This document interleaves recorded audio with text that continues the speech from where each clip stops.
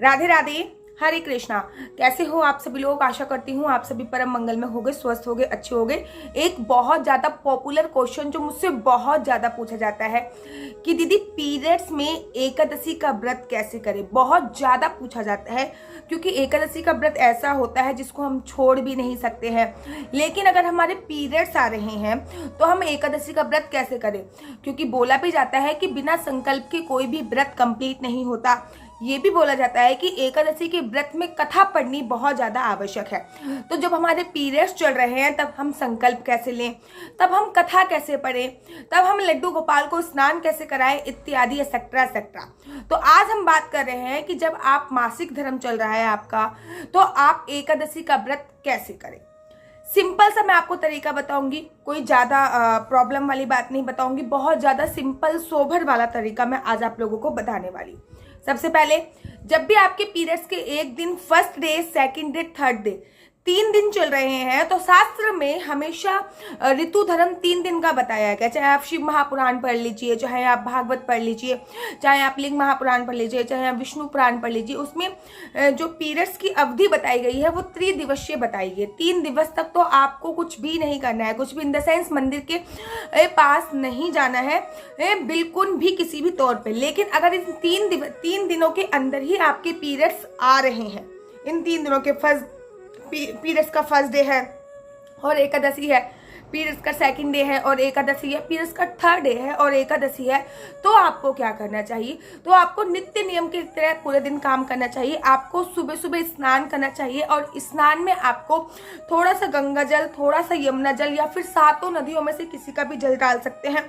ये आपको जल खुद नहीं छूना, कोशिश कीजिए कि आपकी माताजी उसमें जल डालें। अच्छा, लोग एक बहुत बड़ी गलती करते हैं। लोग क्या करते हैं कि जो गंगा जल होता है, क्या करते हैं, पहले बाल्टी को भर लेते हैं, फिर उसके ऊपर से गंगा जल डालते हैं। ये गलत है।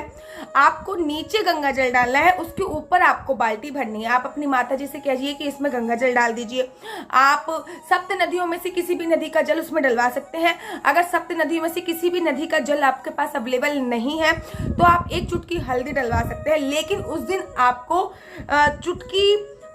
दिन आपको खाली पानी से स्नान नहीं करना। आप आंवले का रस भी डाल सकते हैं, ठीक है, लेकिन खाली पानी से बिल्कुल भी स्नान नहीं करना। घर में कुछ भी अवेलेबल नहीं है तो नींबू डाल सकते हैं। अब नींबू भी अवेलेबल नहीं है तो दूध भी डाल सकते हैं। लेकिन एकादशी वाले दिन मेक श्योर कि किसी भी स्त्री या पुरुष जो भी व्रत कर रहे हैं या व्रत नहीं भी कर रहे, तब भी उनको खाली पानी से स्नान नहीं करना है। स्नान करने के तत्पश्चात आपको स्वच्छ कपड़े पहने हैं, एकदम साफ सुथरे धुले हुए। चाहे आपके पीरियड्स हैं तब भी आपको धुले हुए कपड़े पहने हैं। मेक श्योर कोशिश कीजिए इस दिन आप पीले कपड़े पहने। पीले कपड़े बहुत ज्यादा अच्छे होते हैं इस दिन पहनना। एकादशी वाले दिन विष्णु भगवान का प्रिय रंग होता है पीला, तो मेक श्योर आप पीले रंग के वस्त्र इस दिन धारण कीजिए।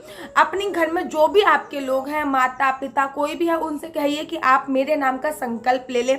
अर्थात कि मेरा नाम ये है, जैसे कि मेरा नाम आशु परिहार है और मैं आज संकल्प ले रही हूँ आप किसी के नाम का, जैसे कि मैं किसी ऋतु के नाम का संकल्प ले रही हूँ। मेरा नाम आशु परिहार है, मैं आज ऋतु परिहार के नाम का संकल्प ले रही हूँ कि एकादशी का व्रत जैसे भी आपको जिस भी निष्ठा से करना है उस भी निष्ठा भाव से करूंगी। उसके तत्पश्चात आपको उन्होंने संकल्प ले लिया और संकल्प लेने के बाद आपको व्रत प्रारंभ कर देना है। जैसे आप रेगुलरली व्रत रखते हो वैसे, जैसे कि आप अगर चाय पी के रखते हो तो चाय पी के, दूध पी के रख सकते हो तो दूध पी के, कुछ खा के रख सकते हो तो कुछ खा के आपको व्रत रखना है।